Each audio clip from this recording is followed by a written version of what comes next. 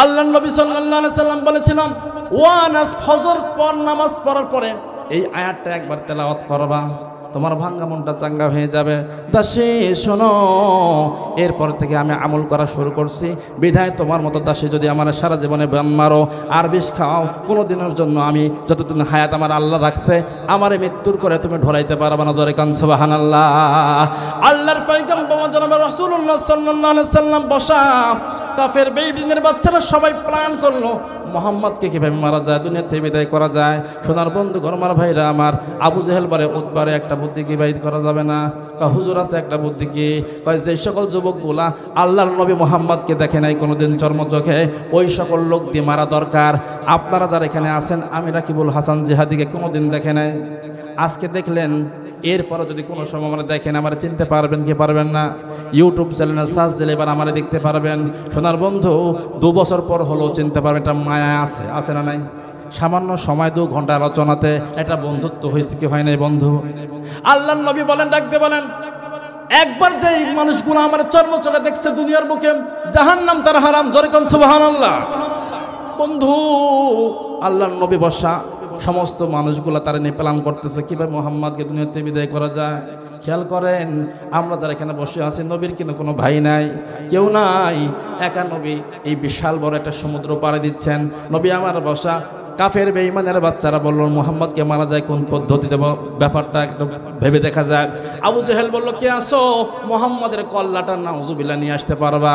Utba, Saiba, Walid ইবনে মুগীরা, Najd ইবনে হারিস বলে, হুজুর শোনেন না, মোহাম্মদ এমন একটা বেকায়দার মানুষ, তারে মারার জন্য যতবার চেষ্টা করছে, প্ল্যান করছে, পরিকল্পনা করছে, একবারের জন্য আমরা সফল হতে পারি নাই। তারপরে কথা একটাই, আমরা তারে মারতে যাব না যারে মোহাম্মদকে জীবনে একবার দেখেনি চর্মচোখে, ওই লোকগুলা দিয়ে মোহাম্মদকে মারাবো। জোরে কান নাউজুবিল্লাহ। ওয়ালিদ ইবনে মুগীরা ডাকতে বলে, হুজুর আমাকে সেই সুযোগটা দেন, আমি অনেক দূর থেকে লোক ভাড়া করব। আবু জেহেল বলল, কি করবে জানি না, যে কোনো প্রকারে হোক না কেন মোহাম্মদের কাল্লা কাটা লাগবে। উতবা চলে গেল আরব থেকে বাহিরে, যাওয়ার পরে 40 জন যুবক ভাড়া করছে, যারা মাল খায় সবসময় টাল হয়ে থাকে, এই লোকগুলো ঢোকে নিয়ে আসছে। আসার পরে উটের গোস্ত, দুম্বার গোস্ত দিয়ে ভাত খাওয়াইছে, মদ খাওয়াইছে, আবার মদের ভণ্ড গলায় ঝরাই দিয়েছে, বাহুতের তরবারি দিয়েছে, দিয়ে নিয়ে এবার আসছে। আসার পরে প্রেসিডেন্ট আবু জেহেলের সামনে দাঁড় করা বলে, হুজুর শোনেন না, প্রেসিডেন্ট তাকায় দেখেন 40 জন যুবক ভাড়া করছে মোহাম্মদকে মারার জন্য, টেনশন করবেন না, টেনশন করবেন না, আজকে মোহাম্মদের কাল্লা নিয়ে আসবে। জোরে কান নাউজুবিল্লাহ। এই কথা বলার পরে আবু জেহেল বসে আছে স্টেজের উপরে, 40 জন যুবক দাঁড়ায় গেছে সামনে। ডাকতে বলে, একজন যুবক ডাকতে বলে, হুজুর শোনেন না, ও প্রেসিডেন্ট, উটের গোস্ত, দুম্বার গোস্ত, খাসির গোস্ত দিয়ে ভাত খাওয়ালেন, মদ ইচ্ছা মতো খাওয়াইছেন, বাহুতে তরবারি দিয়েছেন, ভাব অন্যরকম, গায়ের ভেতর গরম লাগতেছে, বন্ধুরে মদের ভাণ্ড গলার ভেতরে ঝরাই দিয়েছেন, টেনশন নাই। তবে একটা কথা হলো এই, যে মোহাম্মদ বলেন বারবার, বুঝি না মোহাম্মদকে কোনোদিন চোখে আমরা দেখি নাই, কিন্তু জানি না মোহাম্মদের নাম শোনার কারণে আমাদের অন্তরের ভিতরে কেমন যেন লাগে। জোরে কোন সুবহানাল্লাহ। আল্লাহু আকবার বলে আওয়াজ দিয়া। দেখি নাই, কোনোদিন চোখে দেখি নাই, তারপরে কি যেন হয়, মোহাম্মদের নাম শুনলে মনের ভিতরে কেমন যেন হয়। হুজুর বলেন না, মোহাম্মদটা যে মোহাম্মদকে মারার জন্য বলতেছেন, ও প্রেসিডেন্ট, একটা প্রশ্ন আপনাকে বলবো, ওই প্রশ্নের উত্তর দেওয়া লাগবে। যে মোহাম্মদের মারার জন্য বলতেছেন, ওই মোহাম্মদের মা বাবা দুনিয়ার বুকে বেঁচে আছে কিনা? বলতে দেরি, আবু জেহেলের মুখে আর কোনো কথা নাই। ওসা মুখাটা নিজ দাবায় দিয়ে বলে, ও যুবকের দল, তোরা শোন, মারবো কি মারবো না ব্যাপার তোর, ভাবনা হলো তোর, তবে যে মোহাম্মদকে মারার জন্য তোদেরকে নিয়ে আসছি, উটের গোস্ত, দুম্বার গোস্ত দিয়ে ভাত খাওয়াইছে, একটা কথা শোন, ওই মোহাম্মদের মা বাবা দুনিয়ার বুকে বেছে নাই। বলতে দেরি, যুবক ডাকতে বলে, হে যুবকেরা তোরা শোন, যেই মোহাম্মদের যেই লোকের বাবা মা দুনিয়ার বুকে বেছে নাই, ওই এতিম মানুষটা আমি দুনিয়ার বুকে মারতে পারবো না, তোরা মারলে মারেগা। বলতে দেরি, যুবক বসে গেলাম। আর একজন যুবক টান টান দাঁড়ায় বলে, ও আবু জেহেল, প্রেসিডেন্ট বলেন, যেই মানুষকে মারার জন্য মোহাম্মদকে মারার জন্য বললেন, এই মোহাম্মদ মানুষটা মক্কার ভিতরে ভালো মানুষ না খারাপ মানুষ? বলেন বলেন বলেন বলেন, ভালো মানুষ না খারাপ মানুষ? আবু জেহেল কথা বলে না, চুপ করে আছে। যুবকেরা বলে, হুজুর কথা বলতে হবে, কথা না বললে হবে না। যেই মোহাম্মদকে মারার জন্য বললেন, এই মোহাম্মদ মানুষটাকে ভালো না খারাপ?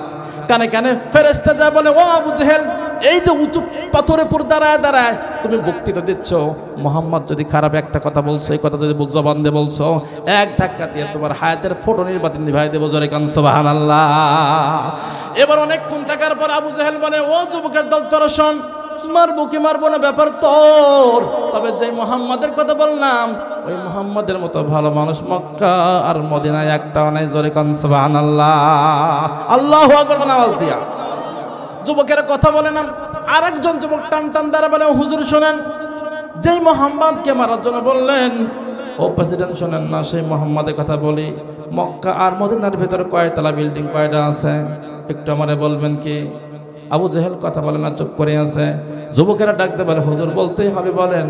বিল্ডিং যদি বাড়ি না থাকে, জমি জমা যদি না থাকে, মানুষের সাথে ক্যাসাল লাগাবে না, মারামারি করবে না, খুন খারাপের যোগদান করবে না।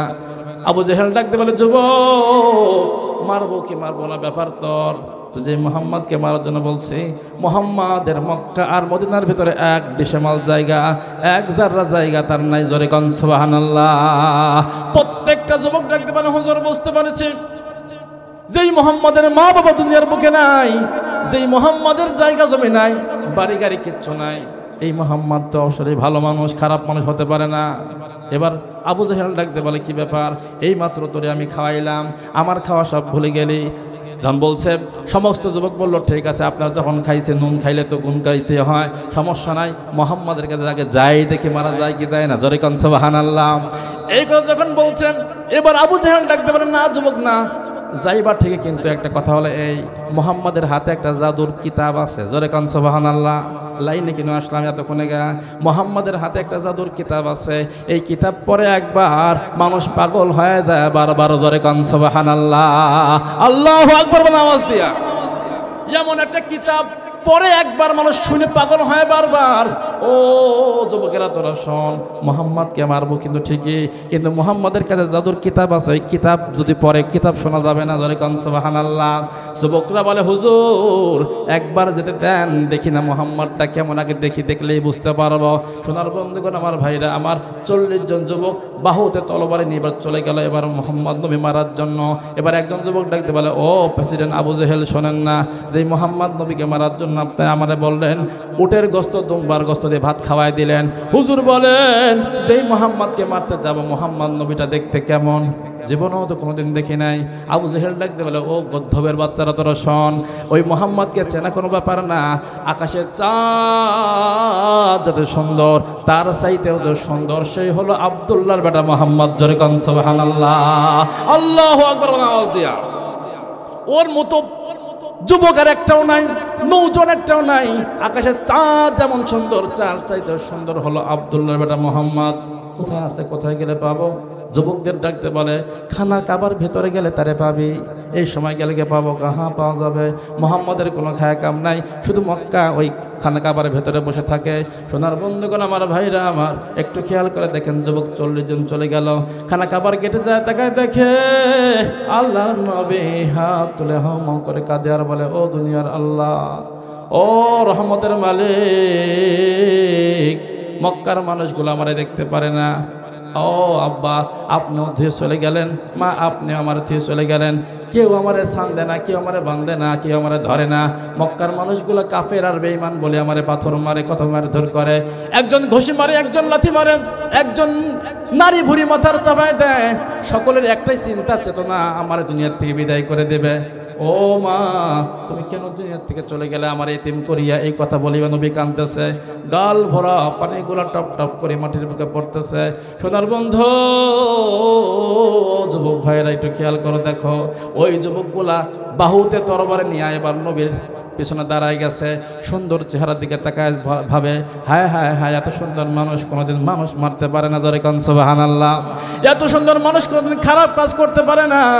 আবু জেহেল যেই কথাগুলো বলছে সব কথাগুলো মিথ্যা। আল্লাহ রসুল এত সুন্দর চেহারা, হায় হায়, এত সুন্দর চেহারা কোনোদিন দেখি নাই, এই কথা ভাবে ফোফা ফোফা কাঁদতেছে। আল্লাহ নবী কান্দার আওয়াজ যখন চোখের কানের ভেতরে চলে গেল, নবী আমার দোয়াটা শেষ করে তাকায় দেখে 40 জন যুবক টান টান দাঁড়ায়, বাহুতে তরবারি নিয়ে দাঁড়ায় আছে। আল্লাহু আকবার বলে আওয়াজ দিয়া আল্লাহ নবী তাকায় দেখে প্রত্যেকটা যুবকের চোখের পরে চোখ ঝরা পানি, চোখের পানিগুলো রুমাল দিয়ে মুছে বলে, ও যুবক, জানি জানি জানি তোমরা পুরস্কার নেওয়ার জন্য আসছো। আবু জেহেল তোমার খাওয়ায় পাঠায় দিয়েছে মদের ভাণ্ড হলো গলার ভেতরে বাহুতে তরবারি। যুবক রে, কানলে কোনো সময় পুরস্কার পাওয়া যাবে না। আমি জানি তোমাদের লাল ঘোড়া দেবে, লাল উট দেবে, 52 টাকা দেবে, এই জন্য তুমি আমার আসছো কল্লা কাটার জন্য। ও যুবক, আর দেরি করিস না, চালাই দে না গুলি গলার ভেতরে সরে দেখ, চাই দেখ কাবা ঘরের ভেতরে আমার মা নাই, আমার বাবা নাই, আমার মা নাই, আমার বাবা নাই। যুবক, মানলে আমার কেউ ছানবে না, কেউ ধরবে না। দুনিয়ার ভেতরে দেখা যায় সন্তান যদি কোনো ভুল করে, বন্ধুরে যাদের বাবা মা জীবিত আছে, বাচ্চা কাচ্চা ভুল করলে দৌড়ে যায়, মাতব্বরের হাত ধরে, কে ধরে না বলেন? সোনার বন্ধুরে, আজকে জয়নাল আবদিন চাচার কথা বলে, মা হারা বাবা হারা কেউ নাই, কেউ নাই। আজকে যদি একটা অন্যায় করা হয়, বাবা মা বলে, ও দুনিয়ার মানুষেরা তোমরা শোনো, এলাকার বন্ধুরা শোনো, আমার ছোট্ট ছেলে ভুল করছে, বুঝতে পারে নাই, যা বলার বলো, আমারে বলো, আমারে বলো, আমার সন্তানদের কিছু বলো না। কথা বলেন ঠিক কিনা? যারা আজকে বাবা হারাইছেন, যারা মা হারাইছেন, বন্ধু, এই কথা বলার মানুষ একটাও আর পৃথিবীর জগতে নেই। কথা কোন ঠিক কিনা? আল্লাহর নবী ডাকতে বলেন, ও যুবকেরা, মারতে চাইলে মার, দেরি করিস না। তবে একটা কথা শুন যুবক, শোন, আমার কিন্তু মা নাই, আমার কিন্তু বাবা নাই। মারতে চাইলে আমার কোনো আপত্তি নাই, কিন্তু আমার মা বাবা নাই। বলতেছে যুবকের কলিজা যেন ফেটে যাচ্ছে। হায় হায় হায়, এর মতো এতিম মানুষ, এত সুন্দর চেহারা, এই সুন্দর মানুষটা আমি কেমনে মারবো? এটা হতেই পারে না। সোনার বন্ধুগণ, আমার ভাইরা আমার, 40 জন যুবকের বাহুর থেকে তরবারিগুলো সুন্দরকে নামায় মাটির বুকে রাখছে। হুজুর, আর একটা কথা আপনি বলবেন না, কলিজা কোনো ফেটে যাবে আমাদের? হুজুর, আর কথা না বলিয়া বুঝতে পারি নাই, চিনতে পারিছিলাম না, জন্য আপনাদের মারার জন্য আসছিলাম, কাল্লা কাটার জন্য আসছিলাম। আপনার সুন্দর চেহারা দেখিয়া হুজুর আমরা মুগ্ধ হয়ে গেলাম। জোরে কান পারবেন না আওয়াজ দিয়া? সুন্দর চেহারা থেকে মুক্ত হয়ে গেছে হুজুর। মারতে চাইছি, মারতে পারলাম না। তবে একটা কথা হলো এই, আজকে বুঝলাম আপনার সত্যি আল্লাহর নবী, আপনি সত্যি আল্লাহর নবী। হুজুর, যেই কালেমাটা পড়লে জিন্দেগির গুনাহগুলো মাফ হয়ে যায়, জাহান্নাম হারাম হয়ে যায়, জান্নাতটা দখল হয়ে যায়। হুজুর মধুর কালেমা জবানে জপাই দেন, লা ইলাহা ইল্লাল্লাহু মুহাম্মাদুর রাসূলুল্লাহ, জোরে কোন সাল্লাল্লাহু আলাইহি ওয়াসাল্লাম। সোনার বন্ধুগণ, আমার ভাইরা আমার, সুন্দর চেহারা দেখে এবার যুবকের গান ধরলো। দেখলে সবই যুবক পাগল হবি, দেখলে সবই যুবক পাগল হবি, ঘরে থাকতে পারবি না, লোহার বানাইছে কাঞ্চা সোনা, আমার রসুল পরশমণি গো, লোহারে বানাইছে খাঁটি সোনা, দেখলে সবই যুবক পাগল হবি, দেখলে সবই যুবক পাগল হবি, ঘরে থাকতে পারবি না, লোহারে বানাইছে খাঁটি সোনা, আমার রসুল পরশমণি গো, লোহারে বানাইছে কাঞ্চা সোনা। জোরে কি বলা যাবে না? আমার হাবা আল্লাহু আকবার বলেন আওয়াজ দিয়া। সোনার বন্ধুগণ, আমার ভাইরা আমার, যুবকেরা বলে, হুজুর এবার আবু জেহেলের পিণ্ড ছাড়বো না। হুজুর, টেনশনে কোনো কারণ নাই, আপনি কালেমা পড়াই দিয়েছেন, কালেমার মালা গলায় দিয়েছি, টেনশনে কোনো কারণ নাই। এই কথা বলি 40 জন যুবক এবার সুন্দর করে আসতেছে। আল্লাহ নবী বলে, ও সাহাবারা, এবার তো তুমি সাহাবারা হয়ে গেলা, এভাবে যেও না, আবু জেহেল তোমারে ছাড়বে না। আল্লাহ নবীর ডাকতে পারে, না না না, টেনশনের কারণ নাই, ভয়ের কারণে আমরা যাচ্ছি আবু জেহেলের কাছে, টেনশন আপনি করেন না। যখন চলে গেল এই 40 জন যুবক আবু জেহেলের কাছে, আবু জেহেল বলে, কি ব্যাপার, 40 জন মানুষ গেলা মোহাম্মদের কাল্লানার জন্য, খালি হাতে ফেললে ব্যাপার কি? বুঝলাম না। যুবক ডাকতে বলে, ও আবু জেহেল, শোনেন না, যেই অপারেশন করার জন্য আপনি আমার ঢুকাইছিলেন, না না, অপারেশন তো করতে পারলাম না, পুরো আমরাই ফেদা হয়, অপারেশন হয়ে আসছে। যেরকম সুবহানাল্লাহ, অপারেশন করতে গেছিলাম হুজুর, অপারেশন করতে পারলাম না, অপারেশন নিজেই হয়ে আসছে। সুবহানাল্লাহ, জোরে কর। আবু জেহেল বলে, তার মানে কি? তার মানে আমরা কালেমা পড়ছি। সুবহানাল্লাহ কি বলবেন না? কালেমা পড়ছো, তাহলে আমি যে তোমার উটের গোস্ত, দুম্বার গোস্ত খাওয়াই দিলাম, এগুলা কোন জায়গায় গেল? আবু জেহেলকে ডাকতে বলছে, শোনেন, খাওয়ালেই মন পাওয়া যায় না, ব্যবহারও দেখাতে হয়। বলে সুবহানাল্লাহ। এ কথা বলেন আল্লাহ বসেন আল্লাহ আছে। সোনার বন্ধুগণ আমার ভাইরা আমার, দুনিয়ার বুকে আইসি আবার যাওয়াও লাগবে। কথা কন, যাওয়া লাগবে কি লাগবে না? যাওয়াও লাগবে, আজীবন আমরা থাকতে পারবো না। সোনার বন্ধুগণ আমার ভাইরা আমার, আল্লাহ তাআলা যখন কিয়ামত কায়েম করে দেবেন, আজকে হাদিসের ভেতর দেখলাম ইব্রাহিম আলাইহিস সালাম, জাতির পিতা ইব্রাহিম আলাইহিস সালাম হাউ মাউ করে কাঁদতেছে হাসরের ময়দানে। কেন জানেন? তার বাবা আজর তার সামনে দাঁড়ায় গেছে। ডাক দিয়ে আজর বলে, ও বাবা ইব্রাহিম, তুমি কি আমার চেনো নাই? ইব্রাহিম বলে, আল্লাহ কেন চিনব না? তুমি যে আমার আব্বা, তুমি আমার জন্ম দিয়েছ, তুমি তো আজর তোমার চিনব না। আজর ডাক দিয়ে বলে, বেটা ইব্রাহিম, আজকে বড় বিপদ, উপায় নাই, আটকে গেছি রে বাবা, একটু কি হেল্প করা যায় না? ইব্রাহিম বলে, ও আব্বা কি করব বলেন না, আজকে আমি ফেসে যাব, আমি তো জাহান্নামে চলে যাব। ইব্রাহিম, তুমি আমার নবী বেটা, আমি তোমার বাবা, একটু কিছু সুপারিশ করা যায় না? আজরকে সঙ্গে সঙ্গে বললো, আব্বা থামেন, দেখি আমার রবের কাছে যায়, একটু ধলনা ধরে দেখি কি করা যায়। আল্লাহ ডাকতে বলে, আল্লাহ তাকায় দেখেন যার জন্য দুনিয়ার বুকে আমি আসছি, আমার বাবা আজর, যাই হোক না কেন, ও আল্লাহ আমার বাবা আজরকে একটু ক্ষমা করা যায় না? আল্লাহ পাক ডাকতে বলো, ও ইব্রাহিম, তুমি আমার দোস্ত হইছো, তুমি আমার বন্ধু হইছো, সব ঠিক, কিন্তু জানো তোমার একটা কথা আজকে আমি রাখতে পারবো না। কয় কেন রাখতে পারবেন না? কয় না না না, যে আমার হুকুম কোনোদিন মানে নাই, আমার হাবিবের কোনোদিন মানে নাই, ওই লোকটা কোনো সময় আজকে এই কিয়ামতের আদালতে মাপ পাতে পারে না। জোরে কোন আল্লাহু আকবার। আল্লাহর পয়গম্বর ইব্রাহিম আলাইহিস সালাম চোখ ঝরা পানি ধরে, আল্লাহ আমার বাবা আজকে চোখের সামনে দিয়ে দুজকে পড়ে যাবে, এইটা কি হতে পারে? আমি সন্তান হয়ে কেমনে মানবো?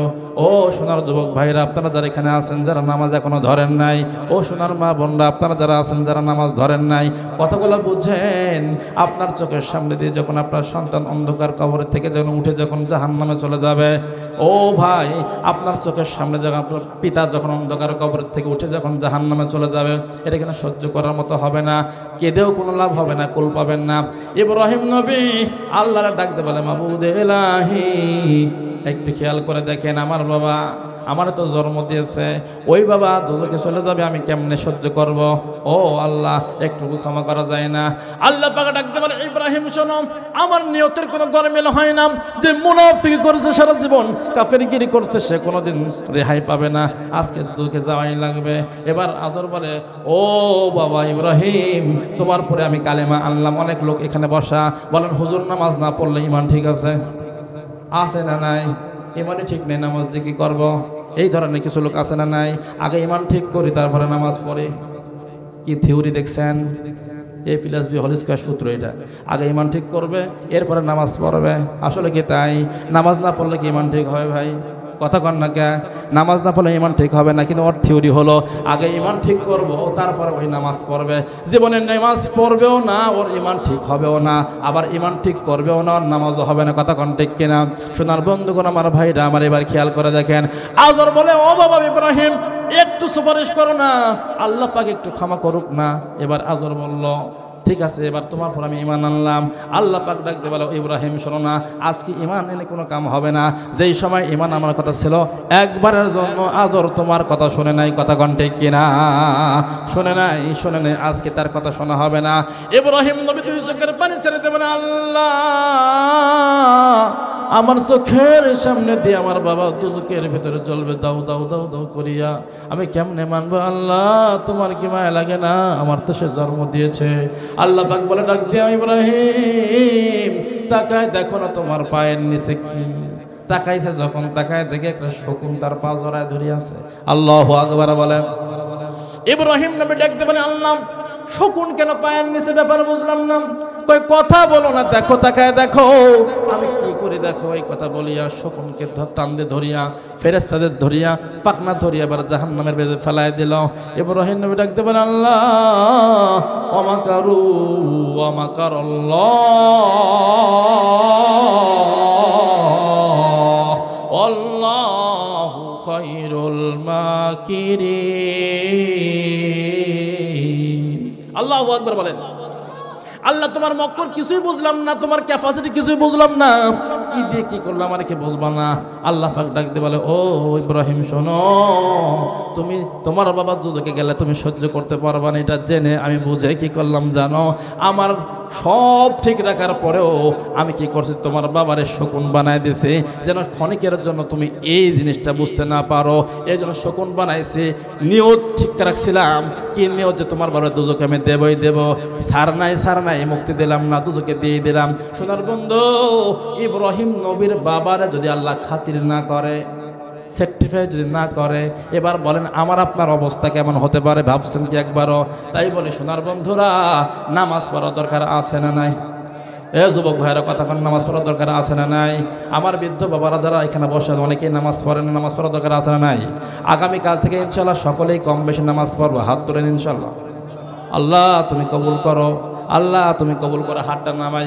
বন্ধু, নামাজ ছাড়া কিন্তু উপায় নাই। কাল কিয়ামতের কঠিন মুসিবত যখন শুরু হয়ে যাবে, না মাইন্ড করেন না, হাত তুললেন সমস্যা নাই। এখানে আল্লাহ তাআলা ভিডিও করলাম, এক ওয়াক্ত নামাজ হয়তো বা হতে পারে কবুল, ওই কবুলের জন্য আল্লাহ আপনার জিন্দেগীর সমস্ত গুনাহ মাফ করতে পারে কি পারে না বলেন?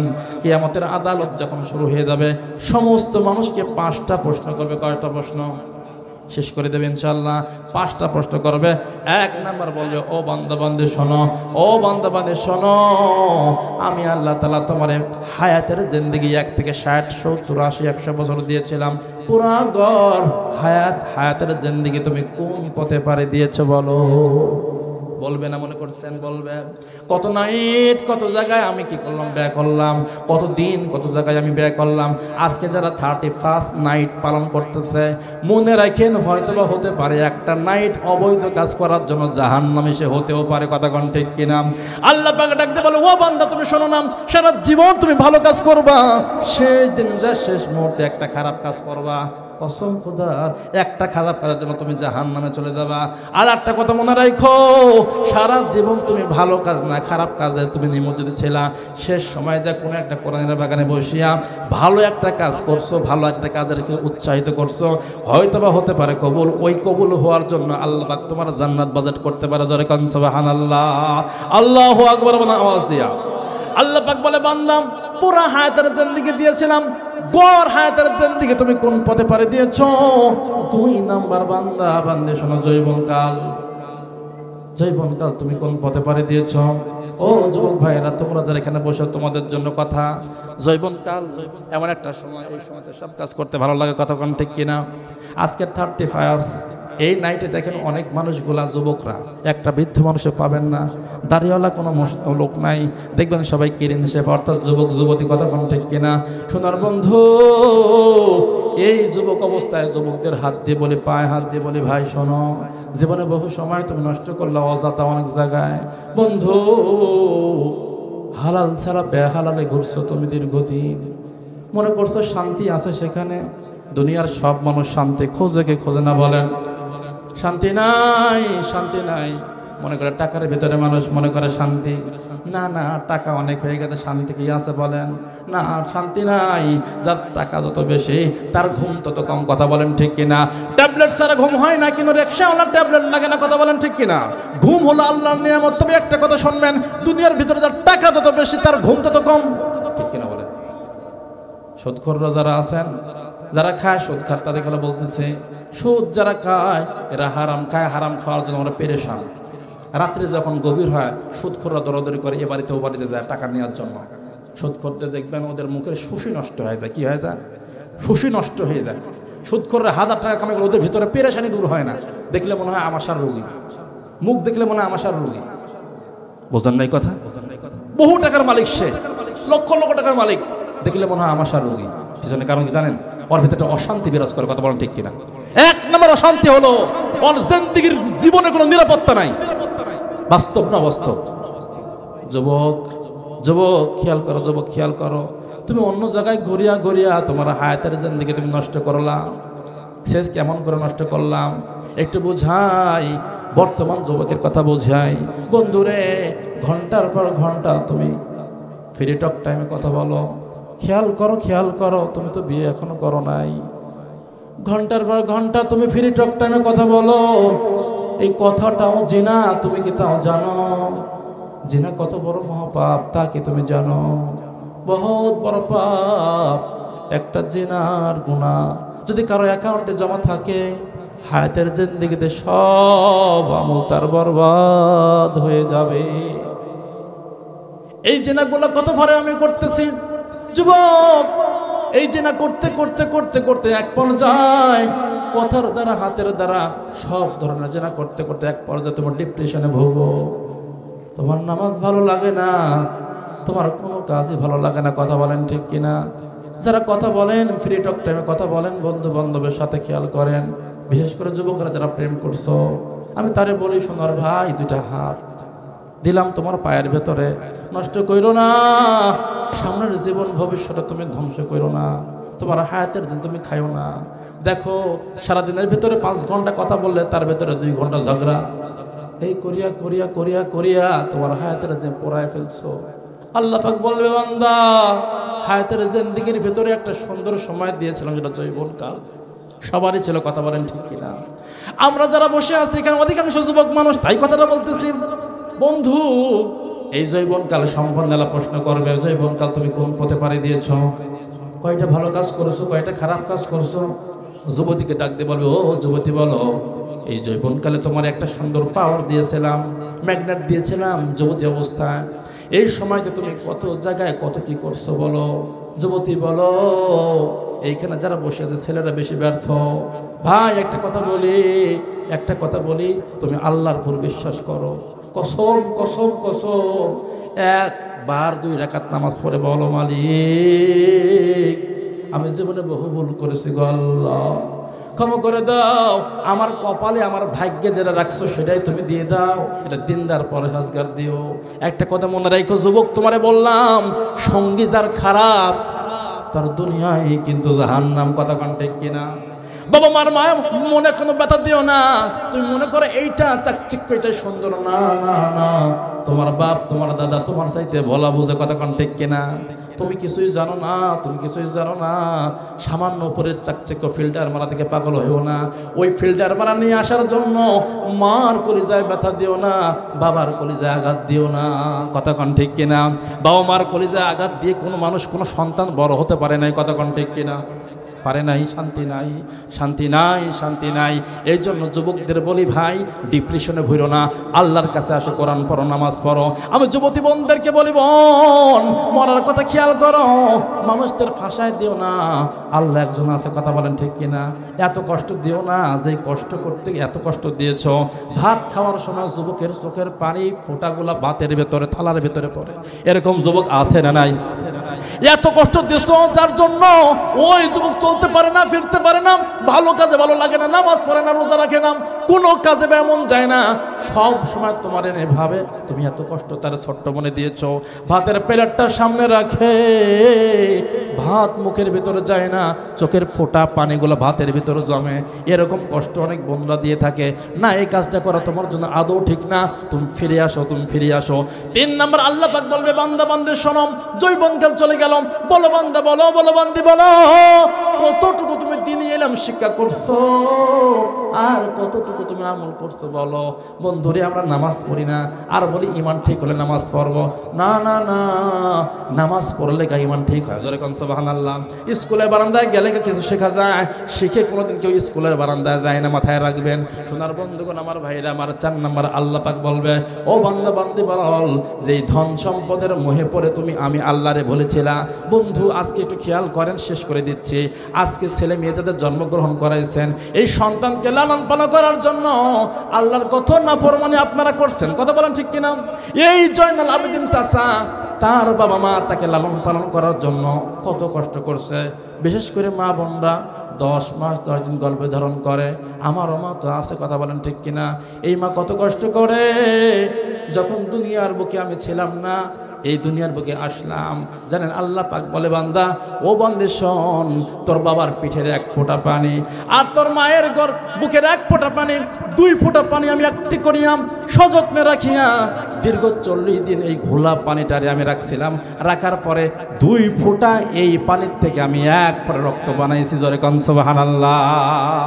বান্দা তুই কিচ্ছু ছিলি না, তোর কিছুই ছিল না, তোর অস্তিত্ব ছিল না, তোর অস্তিত্ব দিলাম আমি। এরপরে আবার যখন 40 দিন চলে গেল, ওই 40 দিন যাওয়ার পরে 1 ফোঁটা রক্তের থেকে আমি 1 টুকরা গোশতের টুকরা বানাই দিয়েছি। জোরে কোন সুবহানাল্লাহ। আমি আল্লাহ তাআলা তোরে কত ভালোবাসছি, তোর মা কত কষ্ট করছে একবার দেখ। আমি আল্লাহ তাআলা এই রক্ত টুকরায় গোশত বানাই দিলাম। গোশত বানাই দিয়ে চুপ করে থাকি নাই। তুই যেই জায়গাতে আসিস তোর মায়ের রেহেমের ভেতরে, মা বোনরা ভালো বোঝেন, মায়ের রেহেমের ভেতরে ওই সন্তানটা থাকে। বন্ধু আল্লাহ পাক বলে বান্দা শোন শোন শোন আর ভাবে, আমি আল্লাহ তাআলা একটা ঘুরে অন্ধকার জায়গায়, যেখানে দুনিয়ার কোনো আলো নাই, দুনিয়ার কোনো বাতাস নাই, চন্দ্রের কোনো আলো যায় না, সূর্যের কোনো আলো সেখানে পৌঁছে না, অন্ধকার জায়গার ভেতরে আমি তোরে তিল তিল তিল তিল করে বড় বানাইছি। জোরে কোন সুবহানাল্লাহ। এত কষ্ট তোর মা সহ্য করছে, আর আমি এত মেহনত করে তোরে বানাইছি। এই তিল তিল করে বড় বানানোর পর তোর খাদ্য তো দরকার ছিল। আমি তোর মায়ের নাভির সাথে তোর নাভি ফিট করে দিয়ে খাদ্য নাভি ফিট করে দিয়েছি। দেওয়ার পরে তোরে খাওয়াইছি, একদিনের জন্য তোরে না খাওয়াই রাখি নাই। বান্দা দুনিয়ার ভেতরে এরপরে 10 মাস 10 দিন পরে নিয়ে আসলো।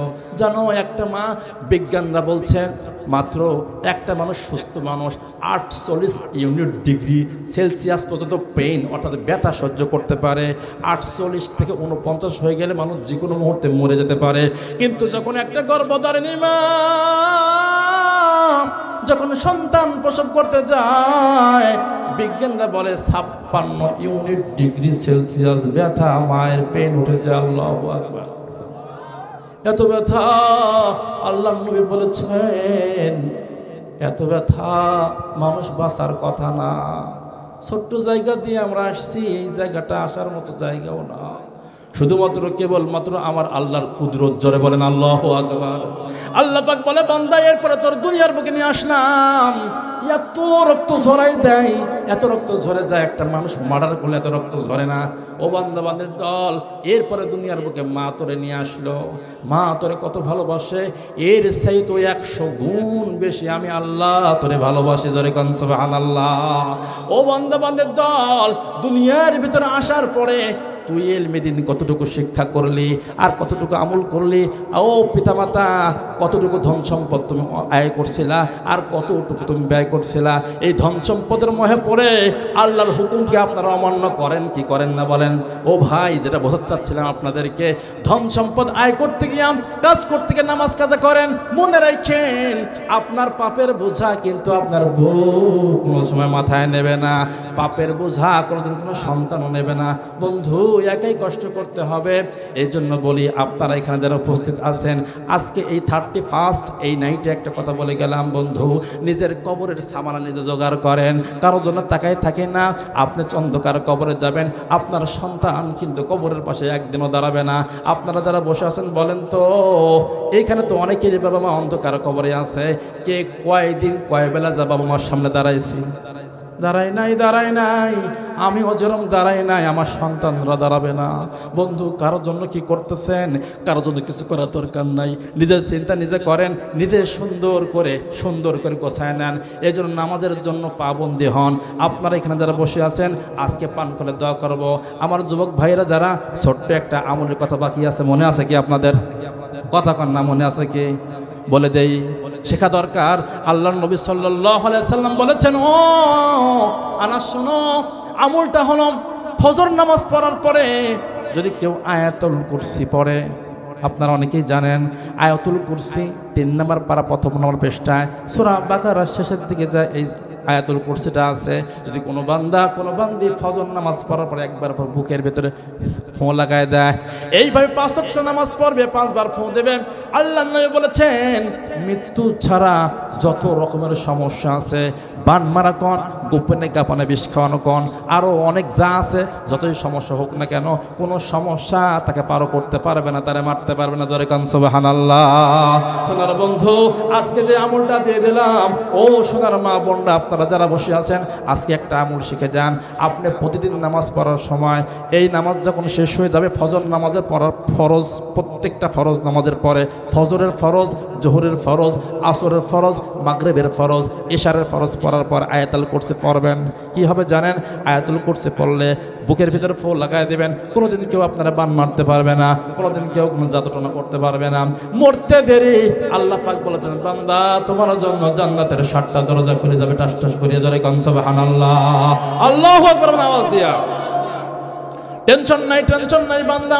এই জন্য আমরা আমলটা করব। দ্বিতীয়ত যারা এখানে বসে আছি, অভাবের ভিতরে যারা আমরা এখানে উপস্থিত আছি, অনেক মানুষই আমরা অভাবের ভিতরে অভাবগ্রস্ত, ওদের জন্য একটা আমল দিয়ে যাই। প্রত্যেকটা ফরজ নামাজের পর আপনি আমলটা করবেন, ছোট্ট একটা আমল দিয়ে যাই। পারবেন আপনারা?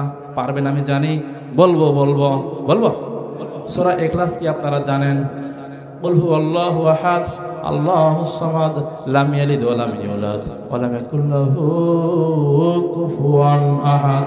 সোনার বন্ধু, 3 বার সূরা ইখলাস পড়বেন ফজরের নামাজ পড়ার পরে, একা একা চুপ করে। সালাম ফেরাইছেন, হুজুর সালাম ফেরাই দিয়েছে, সুন্দর করে সূরা ইখলাস 3 বার পড়বেন। কিচ্ছু করার দরকার নাই। ঈশার নামাজ যখন শেষ হয়ে যাবে, ঈশার নামাজ পড়ার পরে 3 বার সূরা ইখলাস পড়বেন। কিচ্ছু করার দরকার নাই। খোদার কসম, আপনার যত সমস্যা আছে আল্লাহ পাক সব দূর করে দেবে। জোরে কান সুবহানাল্লাহ। আল্লাহু আকবার আওয়াজ দিয়া। এইটুকু আমল করেন, দেখবেন আপনি করেই দেখেন, যেই রিজিকের জন্য পেরেশান, আর পেরেশান হওয়া লাগবে না। আল্লাহ পাক আপনার পেরেশান ঘোষায় দিবে। জোরে কান সুবহানাল্লাহ। আল্লাহ সুবহানাহু ওয়া তাআলা আমরা যারা এখানে উপস্থিত আছি, বিশেষ করে খাস করে আজকে যে এইখানে আছি, ফজরের নামাজ পড়ব ইনশাআল্লাহ। আজানের ধ্বনি গো লাগে কত মধু গো, চলো মোরা নামাজ পড়তে যাই। আজানের ধ্বনি গো লাগে কত মধু গো, চলো মোরা নামাজ পড়তে যাই। নামাজ ছাড়া বাঁচার উপায় নাই ও মুমিন ভাই, নামাজ ছাড়া বাঁচার উপায় নাই। মারা যাওয়ার পরে রাখিবে না বিল্ডিংয়ে, নিয়ে যাবে কবর ঘরে। মারা যাওয়ার পরে রাখিবে না বিল্ডিংয়ে, নিয়ে যাবে কবর ঘরে। ওই কবরে থাকবা কেমনে ও মুমিন ভাই, ওই কবরে থাকবা কেমনে। আজানের ধ্বনি গো লাগে কত মধু গো, চলো মোরা নামাজ পড়তে যাই। আজানের ধ্বনি গো লাগে কত মধু গো, চলো মোরা নামাজ পড়তে যাই। নামাজ সারা বাঁচার উপায় নাই ও সবক ভাই, নামাজ সারা বাঁচার উপায় নাই। কথা বলেন ঠিক কিনা ভাই? নামাজের দরকার আছে না নাই? আগামীকাল থেকে ইনশাআল্লাহ ফজরের জামাতে আমরা সবাই অংশগ্রহণ করব। কসম করে বলে গেলাম, যদি নামাজ ধরেন আপনার ভাঙ্গা মনকে আল্লাহ পাক চাঙ্গা বানিয়ে দেবে। জোরে কান সুবহানাল্লাহ। আল্লাহু আকবার আওয়াজ দিয়া।